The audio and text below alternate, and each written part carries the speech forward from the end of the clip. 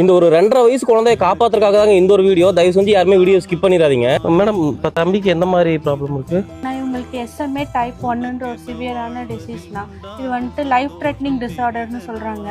ஏன்னா மற்ற டிஸார்டருக்கு இது வந்துட்டு உயிருக்கு ஆபத்தான ஒரு டிஸார்டர் சொல்கிறாங்க. இதனால இவங்களுக்கு மசில் வீக்னஸ் தான் இருக்கும். மசில் வீக்னஸ்னால இவங்களுக்கு ஒரு நாளுமே வந்துட்டு நடக்கக்கூடிய செல்ஸு எதுவுமே அவங்கக்கிட்டேருந்து டே பை டே செதஞ்சிட்டே வருது.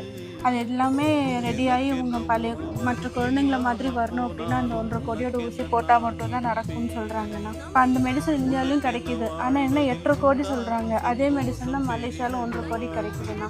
இப்போ வரைக்கும் க்ரௌட் ஃபண்ட் பண்ணி 30 லட்சம் வரைக்கும் சேர்ந்துருச்சு. ஆனால் இதுக்கு மேலேயும் நம்மளுக்கு வேணும் அப்படின்னா மக்களாகி அவங்ககிட்ட தான் நாங்கள் கேட்குறோம். கவர்மெண்ட் ஸ்டெப் எடுக்கிற வரைக்கும் எங்களுக்கு வேறு ஆப்ஷனும் இல்லை. இவங்க எல்லாருமே தான் ஹெல்ப் பண்ண மட்டும்தான் குழந்தை காப்பாற்று.